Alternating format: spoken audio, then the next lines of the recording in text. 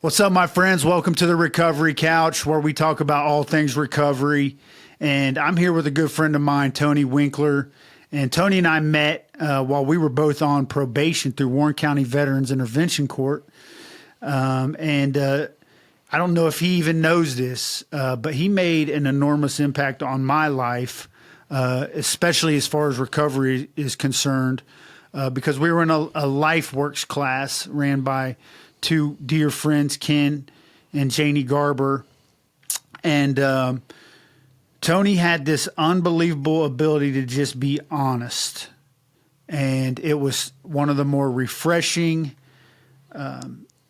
he was one of the more refreshing people that I had ever met to that point in recovery, because he wasn't afraid to be honest. And so I'm super excited for you guys to get to meet my friend Tony. And Tony, how you doing, brother? Nervous. Honest, bro. I'm telling you. So nothing to be nervous about, man. It's just me and you chatting. This production stuff does seem to kind of it gets to me sometimes too. Remind me to keep my hat on. Yeah. So tell us a little bit about your upbringing. Well, let's see. I was born in Dayton, Ohio, January 25th, 82. Dad was never in the life, never in the picture. Left us when we were very young. So was raised, by a single mom, with the older sister. Never really had that father figure. Even like the uncles really didn't step up much. The father figure I had growing up was my grandpa, which, it's better than no father figure, Boy, I'm nervous. So let me ask you, not having a father figure was something that at an early age was difficult for you in your journey to becoming a man? Very, very. Like, you, as a boy, you look up to the grown-ups in your life. You know what I mean? So if there's not that father figure or that manly figure in your life, most people might not turn out to be a man, like nowadays and age. But really, my mom played both roles. She is a very good woman and man, I guess you could say, because she was the father and the mother for a long time. I've had stepdads, but even the stepdads were, let's see. So my first actual, I can't even really remember when I was little, but my first actual stepfather was in the picture big time, very family oriented. And then they got married, and it was like he just vanished, So I don't really understand. I never really understood that, and I think a lot of how, like, when it was time to be responsible as a man, and when I seen that growing up, that's where a lot of the irresponsibilities came out when I was an adult. At what age do you think your actions started to become irresponsible? 12. And how 13. So? What were you doing? So, like, 13, we'll say 12. We'll just say 12. At 12 is probably 12 or 13 is the age that I started smoking pot, started stealing cigarettes from my mom, started grabbing my stepdad's beers out of the fridge. I'm trying to think, what grade is that usually? Like seventh grade? Seventh grade? Yeah, I caught a chair on fire at school in 7th grade. Did you, for real? With I what, a burned lighter? my leg and everything. With a lighter? Yes. On purpose? Yes. I don't know. It was like I was acting out to get that attention that I wasn't getting at home. Yeah. You know what I mean? Yeah. Like, so When I was 13, my baby sister was born. You know, my baby sister was like 2 when I was 13. So therefore, I'm no longer the baby. You know what I mean? Like, even at 13, you're supposed to start maturing and everything. But I'm no longer the baby. I don't have the father figure. But, you know, as I look at it now, I can't blame that on nobody. So were you introduced to the beer, or did you just see it in the fridge? Were you introduced? Who introduced you to weed? How did that go? Did you look up to the people who were smoking it? So it's the typical, it's the typical life at a young age. You know, you got the problem child at school falls into the wrong crowd of other problem children. And then that's where you get the great idea to say, hey, I don't think my drunk stepdad's going to notice 12 beers gone. Right. I'll bring some over. Or, hey, I heard so-and-so smokes pot. Let's go see if we can trade beer for pot or cigarettes for pot or buy some pot, So I caught my first case at 13. For what?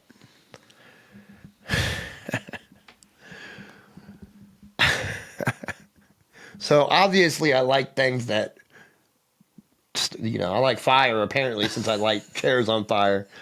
But my stepdad had these M80s. You know what an M80 is? Oh, yeah. So my stepdad had these M80s, and me and a buddy was going through the neighborhood and putting them in mailboxes and setting them off. And I mean, if you ever seen a can opener, that's a nice can opener because them motherfuckers were just like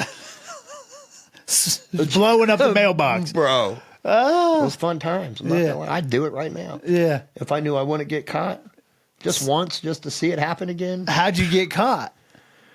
Have you heard an M80 go off? Oh, bro. They were like the little red barrel looking things with the wick, right? Yes. It's like it's like an eighth stick of dynamite or something like that, like equivalent to an eighth stick of dynamite. We had like 12 of them, 12 or 13, 14, I don't know. So you didn't think once you lit that first one and a boom, you were like, what'd you go down like 2 more mailboxes, or did you leave the neighborhood or what? We we went to the next mailbox. Just right next door? Yes. Oh, bro. So hold on. What neighborhood are you living at in Dayton? So at the time, I was actually raised in Beaver Creek. Okay, Beaver Creek, so Ohio. So we're not talking about, we're talking about a little more suburban. We're not talking about East Dayton. Where you got to go on the porch. We're talking about the mailboxes are out by the street. Yeah. But still, come on now. Not to say I'm 30 years ago in Beaver Creek is not the place to let off M80s on mailbox. We're lucky we didn't catch Fed cases for real. Yeah. We just had to go and dig holes and put new mailboxes up. So that was what, your punishment from the court? Or did you get juvenile time? Yeah, so I got probation for that. Juvenile probation. And that's really where it started. Like, another like 6 or 8 months down the road, I got an assault charge. Tell us about that. So there was this, I wouldn't say bully, but somebody who always liked to instigate fights and would always like pick on the smaller people. I was like real tall and lanky, like I wasn't smaller than the dude, but he wanted to pick a fight with me on the bike path. And so we were kind of going at it, squaring off, duking it out. And he picks up this like quarter size stick, like long stick, and hits me with it. And, it's just, I don't know, bro. It just made me mad. And I took it from him, and instead of hitting him in the arm like he hit me, I hit him in the face with it. And he went home and told his mom, and then the police came. So I got in a lot of trouble for that. So you're about 13, 14 years old. Yeah, I was about 14 then. And you're finding yourself kind of in this cycle of trouble, what we know today is like addictive behaviors. Mm-hmm. And when does this cycle seem to regress? Does it go throughout your high school years? Do you find yourself getting in more trouble? So With the law, I stayed out of it. I stayed on probation, but I stayed out of trouble with the law. There was a program that I was in. It was a lot like the Veterans Court.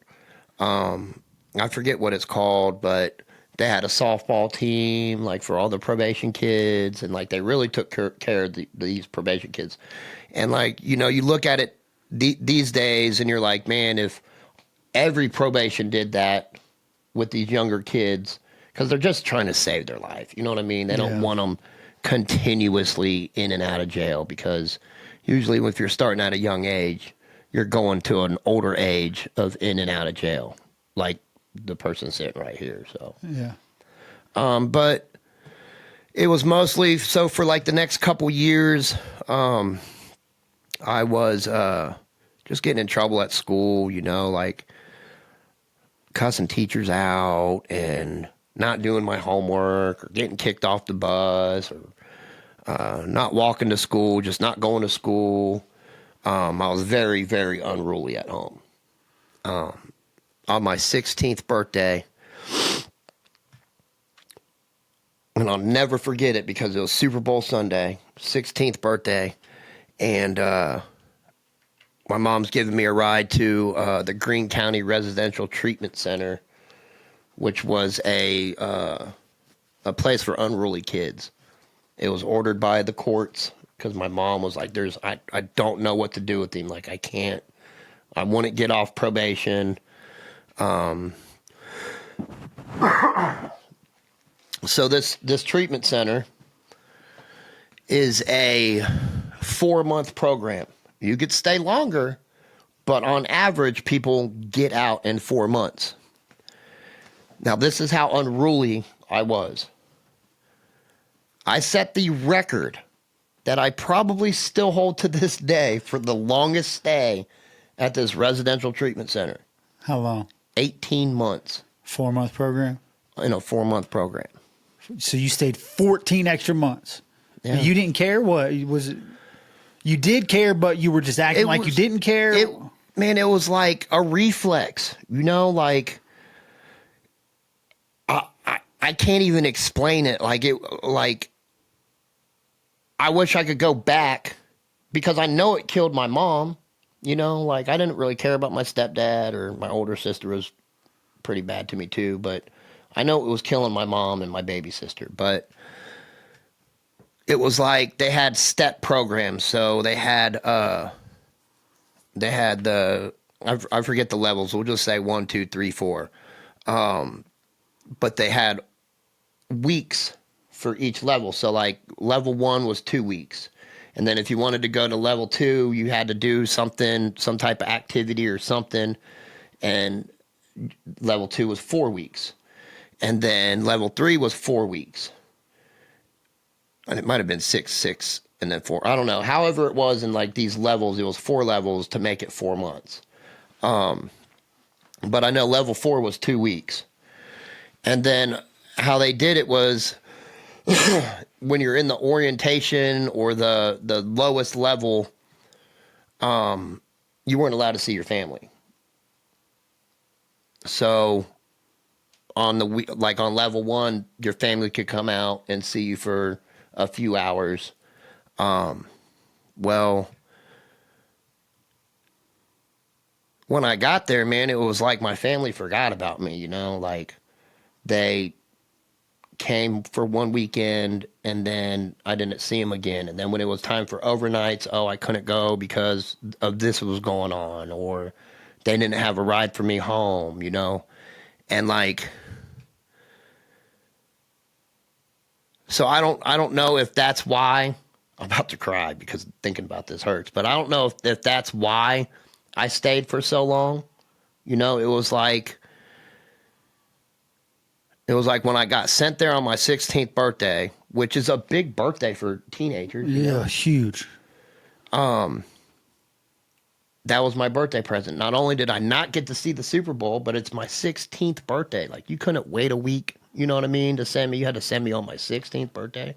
It's in January. So it's not like it was, you know what I mean? Like, it's not like it's nice outside.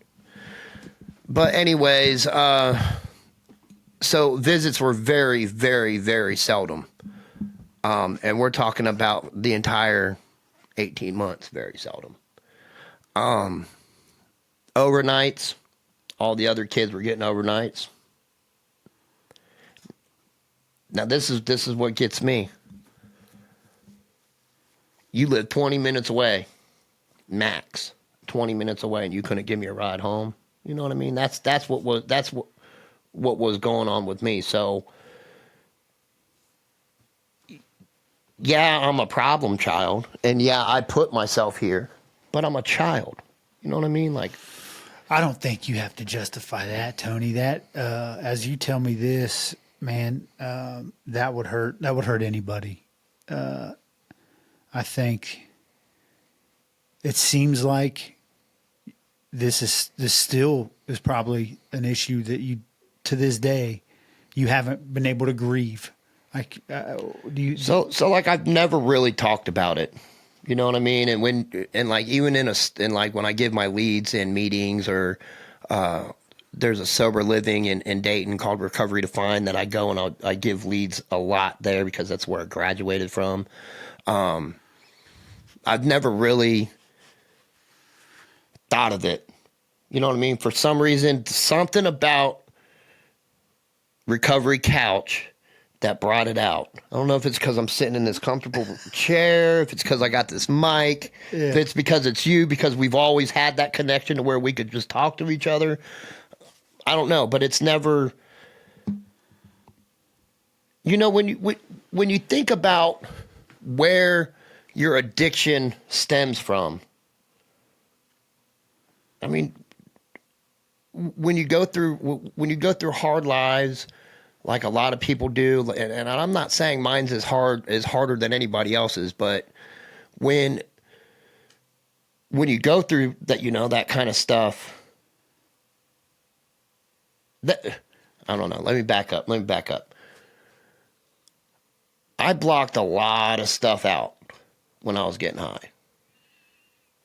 And now that I got almost 4 years clean, it's like it's making its way back to the surface. You know what I mean? Like it's starting to I'm starting to remember.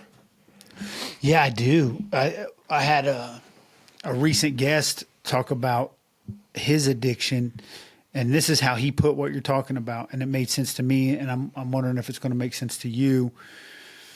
He said, even though I had like addiction genes in my family, my addiction was more like a coping mechanism to cope with the things that I didn't really have the tools or the understanding to deal with.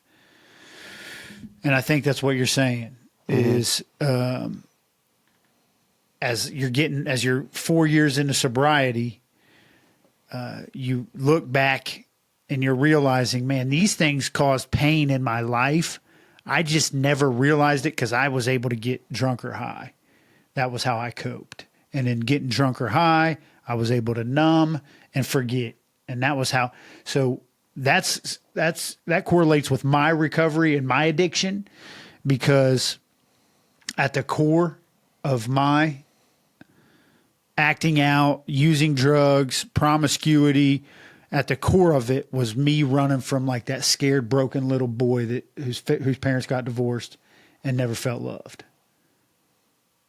And it's a tough thing to admit at 42 years old that during my 20s, during my 30s, I was just that scared little broken boy trying to run from all that. Try to admit it at 43. Yeah.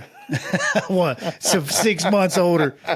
So, but I love that you are able to kind of revisit that, because that's a trauma in your life, you know, that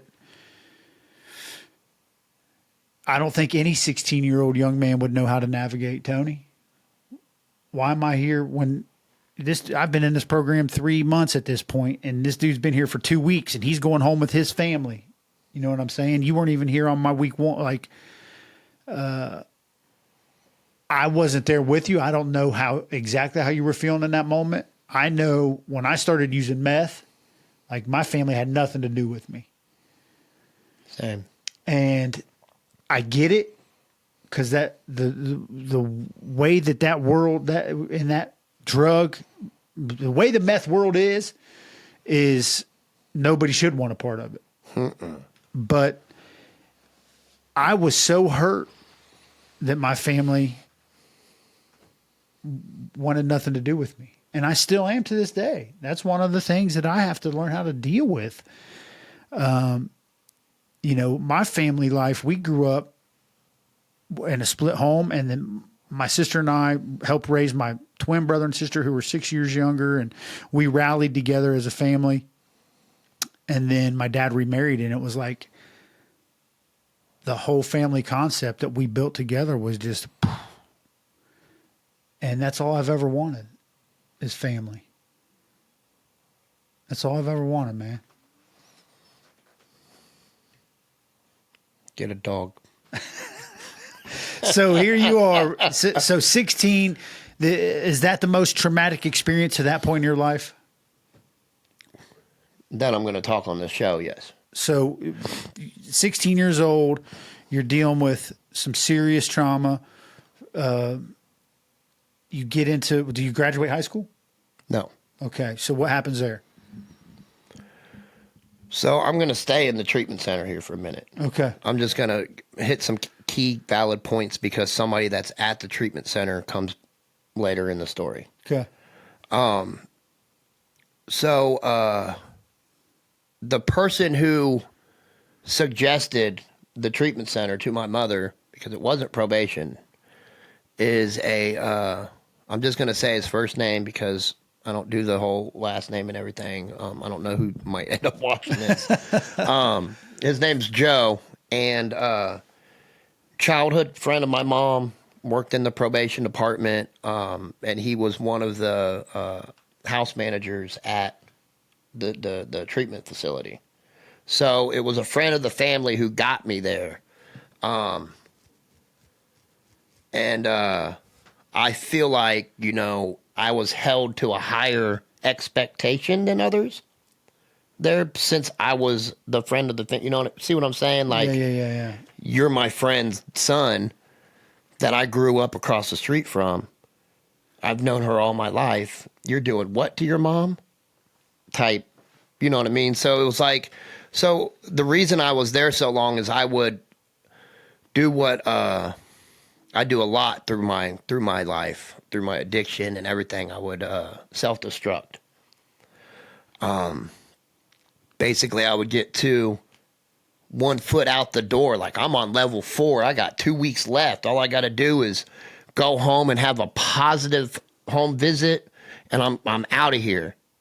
And I'd go home and the police would get called for something. Or I'd go home and my buddy'd be like, hey, I'm going to come over and we're going to drink beers. And I'm like, all right, cool. My mom's asleep. She'll never know. You know, like I'll just drink a bunch of water when I go back to the treatment center and they drop me. I'll just drink a bunch of water. So it was several times that I would get there and then I would do something stupid and get dropped down. Or I'd get there and I'd get like I was playing on the Xenia baseball team. And I'd get there and I'd cuss out my coach because I'm not getting playing time because I'm not as good as everybody else. That's why I'm not getting playing time. I'd cuss him out and he'd call up we kicked Tony off the baseball team because of this. So, I mean, it was always self-destruction. Always. Do you think that there was some point of like the fact that you didn't have your father in your life, that you just like any sort of rule maker was somebody? I think, yeah. I think so. It was kind of your yearning for a father figure, but if you dare act like my dad in any way, I'm going to be defiant. I think a lot of it is, there's an old saying to that, negative attention is better than no attention. Yeah. So so you're saying that that's what people say when they're talking about a problem child, or like a counselor would say, like, hey, you know, a problem child, the way that they reason is they think negative attention is better than no attention. I would rather get in have trouble. no attention, to be honest with you. Yeah, yeah. You know, looking back, I'd rather have no attention than have negative attention. But back then, Right. any kind of attention. Correct. Yeah. And which is probably coming from the perspective of I'm a young man who struggles with my identity because I don't have a dad who's really shown me how to be a man. Even dads that try to step in still don't, you know. I mean, like Steve was, this man's actually sober now after like 40 some years of drinking. Sober. He's my kid sister's dad. He's sober. He sees his grandchildren. He owns a Harley. Like, I mean, this is the man that I know that would pass out drunk in his basement room. Didn't even sleep with my mom for the last 5 years. Was always in the basement getting shit faced. I mean, it takes a lot. Yeah. So that was the main male figure that you saw in your life. Yeah. Was there a part of you that started to get drawn to that? Harley, beer, was there a part of it was like, that's what men do? So he was a mechanic. He didn't have a Harley until just recently. Like, he's like 60 some years old and he just now bought a Harley. So Gotcha. like, it wasn't like a Harley, you know, he's driving in on a motorcycle, you know, and kicking back a beer. He was more of a closet, like a very private drinker. Like, he would drink down in the basement. But I mean, you can't drink in the basement when the bathroom's upstairs and nobody realizes that you're shit-faced drunk. Right. You know what I mean? So when you're stumbling up the stairs to go to the bathroom, it's pretty obvious. So this, at this point in your life, you're acting out because negative attention is better than no attention.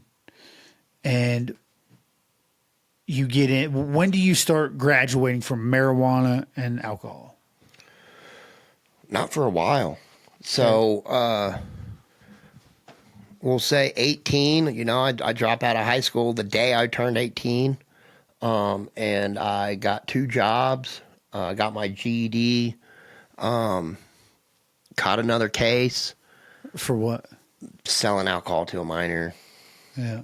I got hit with a sting. Like, it was end of shift, worked 2 jobs. No excuses still. I should have checked for ID, but she was really pretty. Keep it real, bro. I love it. She was gorgeous, man. Yeah. And you didn't have a lot of those back in that, you know, when we were growing up, they're different these days. Yeah,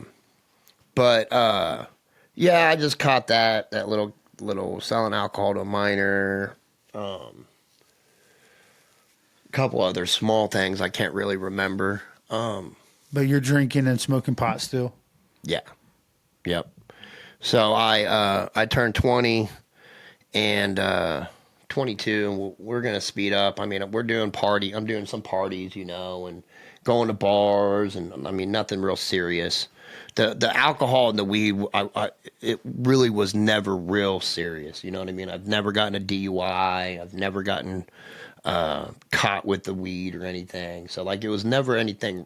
Yes, it's an addiction and it's a drug, but we want to get to the good stuff, because we talk about the alcohol and the weed, we're going to be here for a long time. Right. Well, it all comes into play. Like, one thing I've noticed about my recovery journey, Tony, is like the wounding in my childhood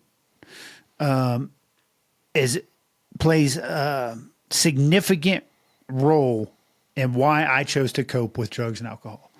So I started smoking weed when I was 16, and I drank on the weekends through my 18 to 20 something, but I was like, weed was always consistent in my life. And I'm not about to make this about me. I'm just why alcohol and weed is relevant, because I always had something to cope instead of really dealing with like the real problem, which for me was the pain of not having a family.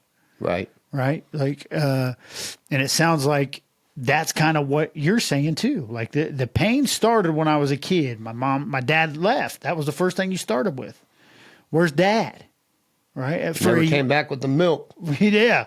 Well, for a young kid, that you never get past where's dad? Where the hell's dad? You know, for me it was my mom, but like I said, I'm not trying to make this about me, but the reason why the alcohol and the weed is relevant, it's not because like, hey man, just get to the hard drugs. There was consistent coping with drugs and alcohol. This episode is sponsored by Greg Swartz at Remax Victory and Affiliates. Whether you're buying your first home, selling, or making a move, Greg brings integrity, expertise, and heart to every step of the journey. He's not just a realtor, he's a trusted guide who puts your needs first. Call Greg today at 937-477-8975 and let him help you find your next home. And don't forget to tell him the Recovery Couch sent you.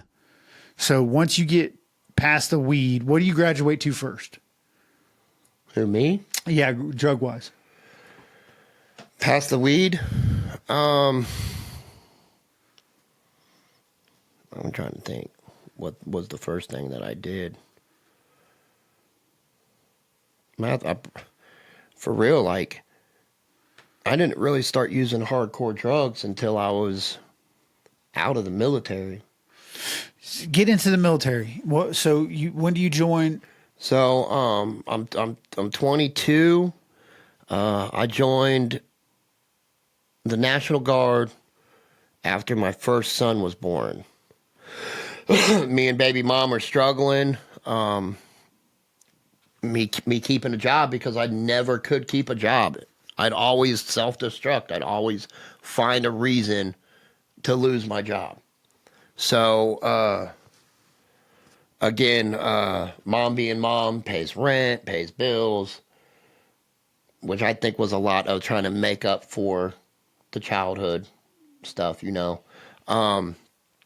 But I could always talk mom into, you know, paying something. Well, I decided to join the National Guard. That's what I joined. Because I didn't want to fully commit, you know, because I was never able to fully commit to anything. So I joined the National Guard and went off to basic training, AIT, all in one. Came back, still struggling, still having a hard time keeping a job. Baby mom gets pregnant again. So now I'm like, I can't keep a job. I'm doing 1 week in a month. Like, that's $117 a month. You know what I mean? Like, they're not paying you, you know, a regular military salary. So I'm like, what do I do? So I'm talking to mom again. Mom, I need, you know, what should I do? What should I do? She said, go active duty. She actually said, leave your kid's mom and go active duty because your kid's mom is bringing you down. I mean, we could blame it on her. It was probably a little bit of both, you know. So I join active duty and I go to Korea. In Korea, I don't know, have you ever been to Korea? No. I've heard juicies. Fun times, boy. Yeah, what's the drink that everybody drinks? Soju. Soju, yeah. Man, I had a soju kettle one, and I'm not trying to like promote drinking. Right, promote drinking or anything, but I had a soju kettle one time, and they're you can't even taste it. Like, it's mixed in with pineapple juice, and all you can taste is the pineapple juice. And the soldier that I was with was like, hey, slow down. I'm like, man, I'm good. You know, I got this. I'm a drinker. I got this. So we were sitting at a table, and the table had like a step. Like, you know, some tables would be up off the ground. It had a step. And I forgot that step was there. And I had like 2 little Dixie cups or 3 little Dixie cups of this soju pineapple drink. He was like, man, slow down. You know, like I'm good. Where's the bathroom at? And he's like, it's right back there. I got up, forgot that step was there, and boom, face planted, laughed, peed on myself. Didn't even go to the bowels. I was laughing. Everybody's laughing. Oh. There was a lot of fun times in Korea, and that's really where the drinking took off. Yeah. Like, I mean, it went from 0 to 60 quick. Again, free housing, free food, and my paycheck still a few months out of that year that I was there called mom and said, man, they didn't pay me right. I need to borrow $600. I need to borrow $400. I'll pay you back when, you know, I get paid at the end of the month. Or for some reason, child support double took money from me. You know what I mean? Just coming up with reasons to get more alcohol. That's how bad the alcohol got over there. I ended up getting a soldier-on-soldier violence charge, Article 15 in Korea. I got the scar to prove it on my head. I got hit in the face with a beer bottle. That was fun. From another soldier.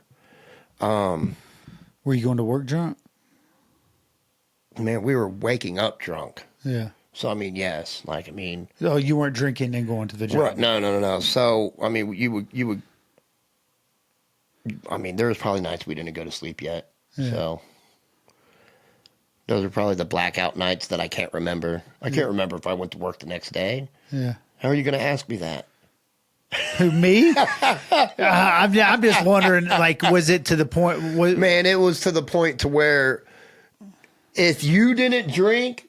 and you were in our formation, you were drunk. Even because you didn't drink, just smelling the fumes of everybody, it coming out of our pores. It was bad. It was bad. Everybody got sauced in Korea. Yeah. So when you get back home from Korea, are you still with... I come back home from Korea. The whole time I was in Korea, I wasn't with the kid's mom. I was talking to a female that had been a really good friend of mine for years. She had brain surgery, and I had this great idea. So we get married. I've only been married one time in 43 years. And a lot of men our age, I don't know how many times. You probably, have you been married? Been married twice? Twice. Okay, so you got me beat. By one. This shouldn't even count as a marriage. Wait till you hear how long it lasted, bro. Okay. So she's like, I'm not letting my husband and best friend go to Kentucky while I stay up here and go to school. So my idea was I go to Kentucky, Fort Knox, finish out my contract with the military. She goes to school while I'm in Kentucky. I come back when she's out of school. I go to school. Dude, that was a perfect It's a good plan. It's a good plan. That was a perfect plan. I'm in Fort Knox. I'm 3 hours away. Yeah. You can't come and see me on the weekends. You know what I mean? Like, yeah. Because she knew I was a partier, bro. Yeah. That's what it was. So she comes with me to Fort Knox. We get like the little town home on base and everything. And she's like, I don't want you to drink and I don't want you to get out of control like you were in Korea. Like, I heard your stories. It's like, oh, no. I won't.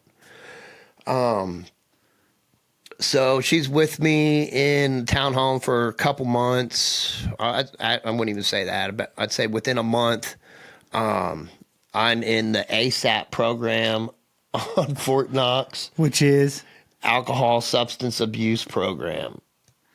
So I'm in this ASAP program because she calls my commanding officer telling me that I'm a excessive drinker.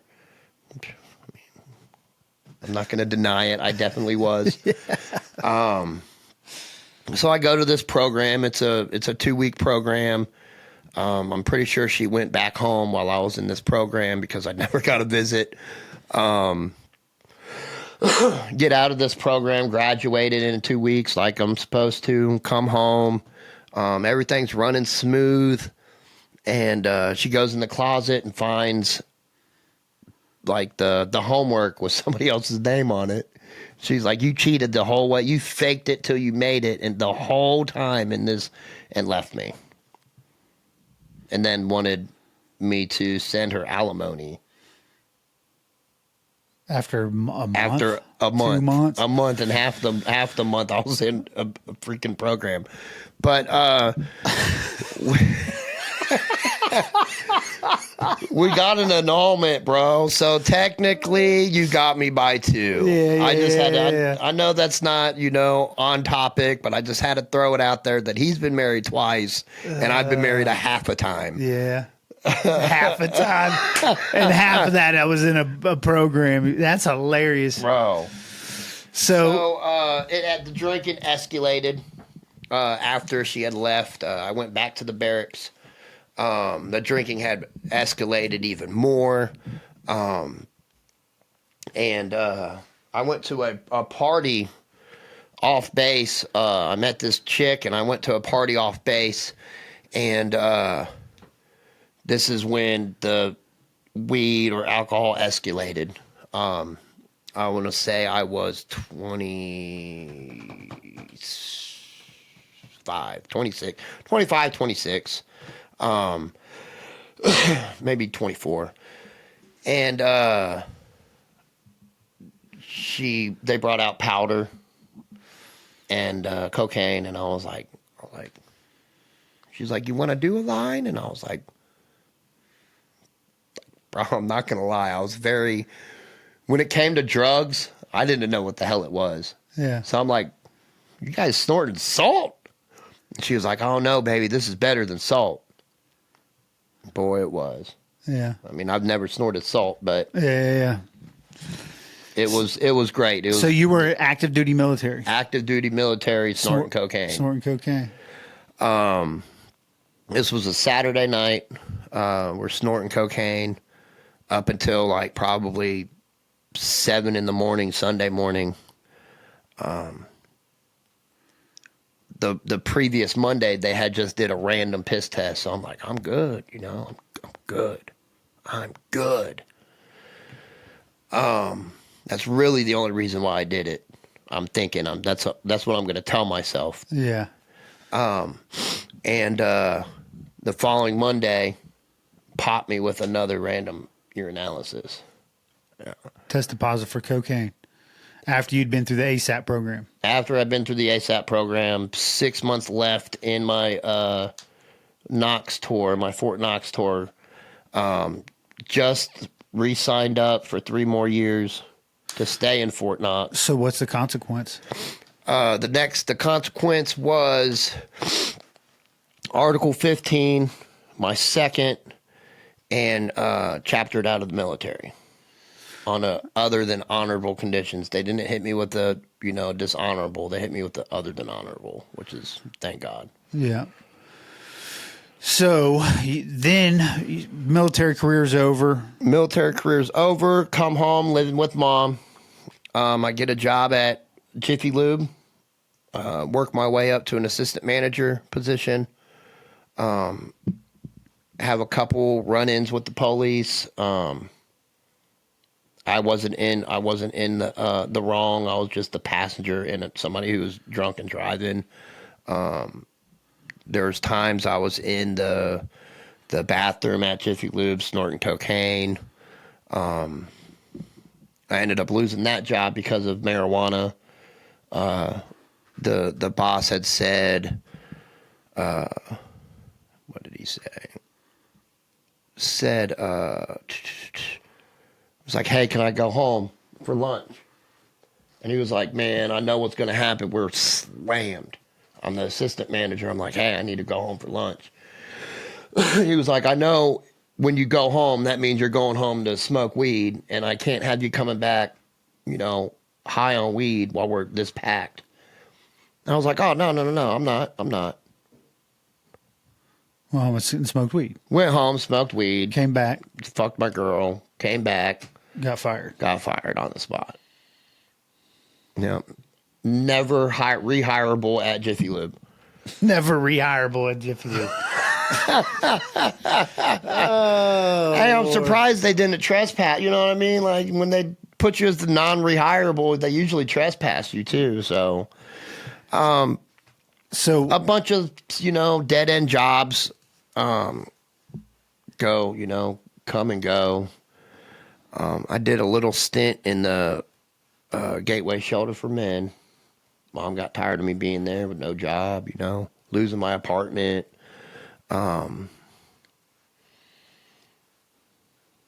Yeah. So what drugs have you ultimately, like, what have you used? What drugs have you used? What drugs haven't I used? Okay. Fair enough. What drugs haven't you used? Oh, I've used all of them, brother. Right. I mean, I don't think I've tried everything but crack. I've never smoked crack. I've smoked crack. Yeah. I've done meth. I've tried fentanyl. Crack is where it started. Yeah. What, before cocaine? No, crack is where everything went to hell. Yeah. So, we can hit that since it's getting kind of long.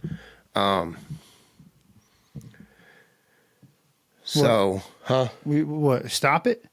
No. Yeah, that's what I'm saying. No. I just don't know how long you want the podcast to go. If I got to edit it, I'll edit it. No, well, like this part right here. But no, we're good. How much time does it last? It doesn't matter really. I mean, you've seen some of Joe Rogan stuff, dude. Some of them go 3 hours. I don't know who Joe Rogan is, but you better edit this part because I'm about to hit this vape. One time. Who cares? Who gonna edit that? You're not hitting a crack pipe, bro.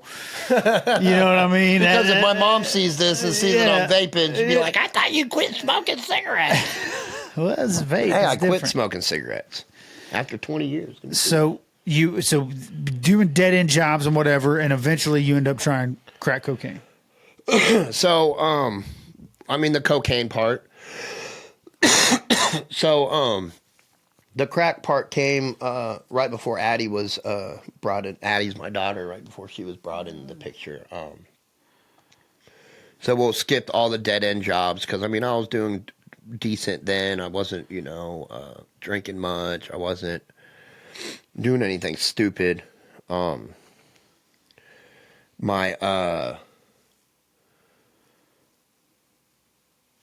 graduation days to getting high, from getting away from like little episodes of cocaine or the smoking pot or the drinking, but when I actually graduated into the big stuff, I was staying with my mom and I was working at Oakwood Lawn and Landscape. I had just bought a 71C what are those 71C? It's a pickup truck. I'm trying to think of what the hell it was called. Anyways, this old hot rod pickup truck, glass packed exhaust, nice. I mean, it was really a rust bucket, but it sounded great. But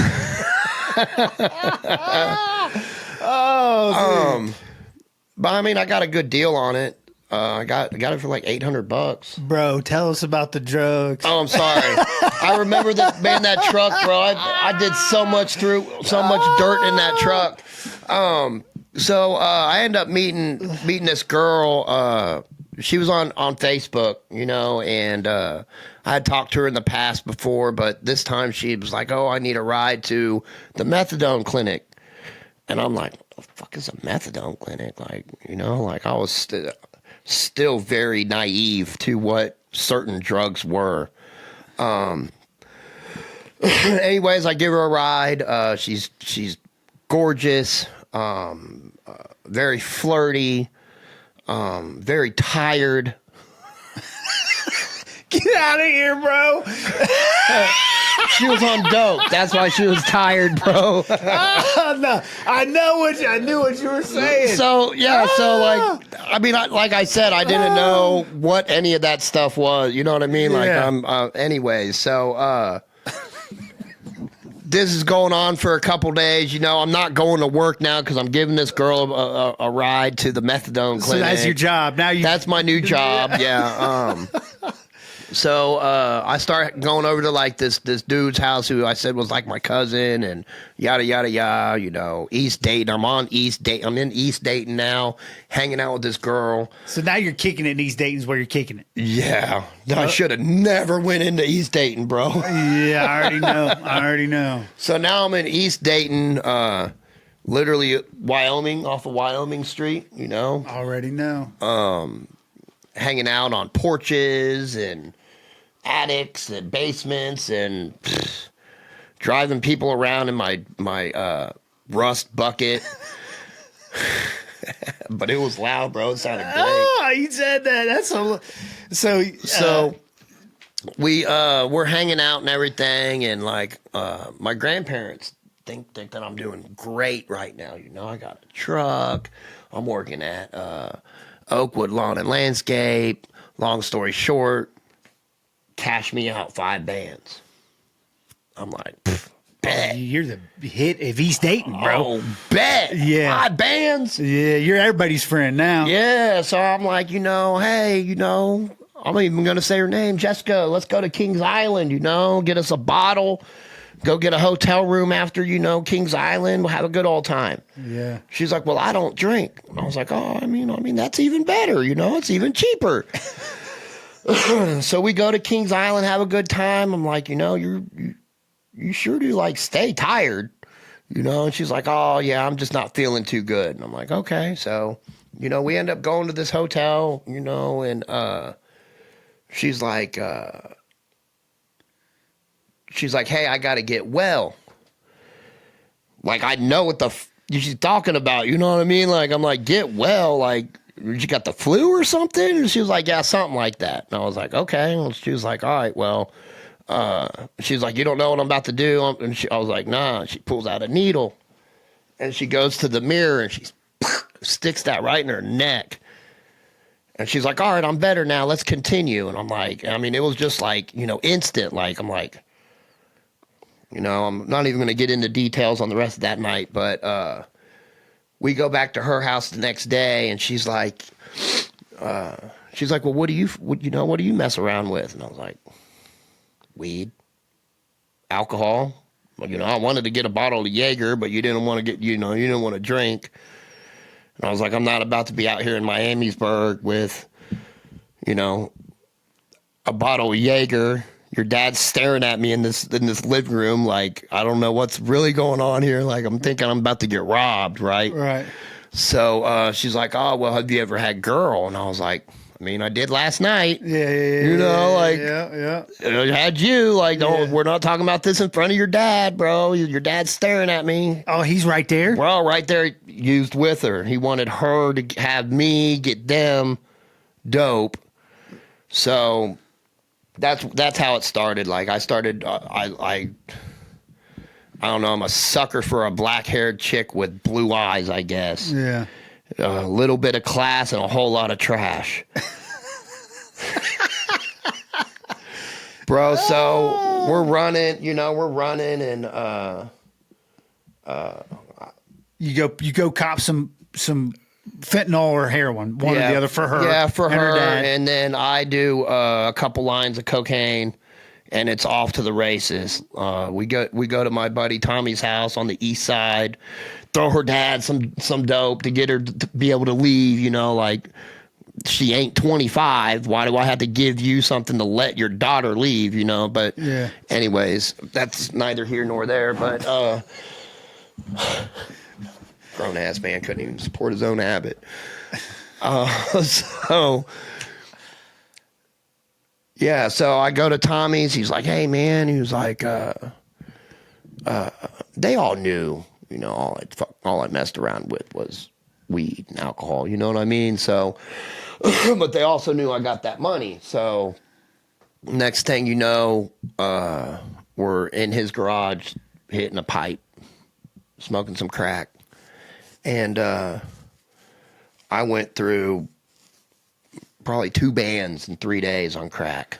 Wow. Alone. It just, at that time I had a whole mouth of teeth. I don't know how I had teeth still because I was grinding my teeth so much, and they had a bed out in the garage. So me and Jessica were staying out in the garage and smoking crack, and Tommy would come out every once in a while and hit the crack, and it was just I mean, just dumb, for real. Dumb way to spend money. And then you run out of money, what are you going to do? You know what I mean? Like, how do you support? Not only do I have to support my habit, now I got to support her habit because she won't go home, so now she's attached to my hip. So now I start hitting licks, is what they call it, like I start robbing people. And heck, I sold like 4 TVs out of that garage. That garage had all kinds of stuff in it, and I don't, I'm stealing from my friend Tommy to smoke crack with my girl Jessica and hit in Tommy's garage. So one thing led to another, and he was like, I know something that will get you higher and eventually be cheaper because the high lasts longer. And I'm like, crystal meth. I'm like, how does that even make any sense? Like, what's going to get me higher than this crack? Make me want to, with Jessica, more than this crack? Meth. And it's cheaper. Meth. So I remember the first time I tried to hit meth in a pipe, I thought it was like, smoking, I'm trying to put it in the crack pipe. He's like, what are you doing? I'm like, what do you mean I'm smoking meth? He was like, you can't do that. You're going to catch yourself on fire. I was like, well, you didn't know what I did in high school or in grade school, did you? You don't know I like to play with lighters, Tommy? Yeah. So he shows me, the bubble and everything. And, man, that once I learned that 10 to 2, it was over. It was over for me. Worst thing for anybody, man.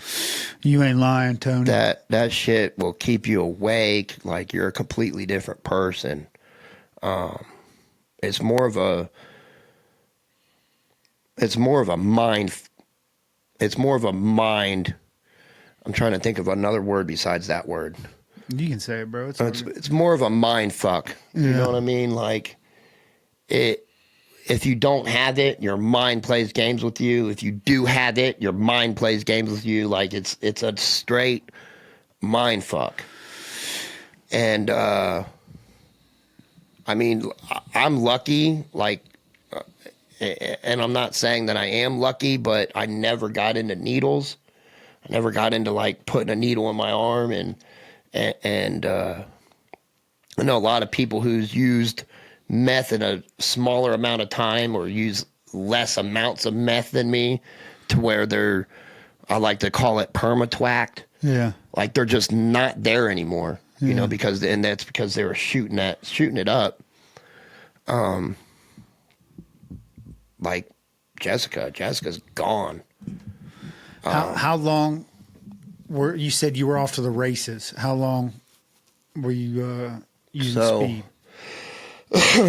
I did crack for like literally that 3 days. Yeah. Like I would dibble dabble with crack here and there after that, but I did the crack literally for like 3 days. And then when I got introduced to the meth, it was like you said, off to the races. We're going to the plasma center to donate plasma, to buy meth. We're not eating for like 3 or 4 days. You know what I mean? At this time, me and Jessica are staying in Tommy's attic. She's doing her slow, and I'm doing my meth, and then she's dibble-dabbling in the meth too. And she had a sugar daddy. So she would, I'm not doing nothing with my sugar daddy. Nobody's dumb. You know what I mean? Yeah. Like, so she would get her money from her sugar daddy, get us ice, and we would go from there. And then she'd call me the next day and be like, I need money. So like it was an everyday thing. She was getting $60, $70 out of her sugar daddy to get us high. And then it was to the point to where I knew all the people on the east side that smoked meth or ate meth or boofed meth or shot meth. I knew everybody on, at least in that area of the east side. So I come up with an idea, and I'm like, why don't I sell it? Why do I have to have you tricking? Why don't I sell it? So do a couple more tricks with your sugar daddy.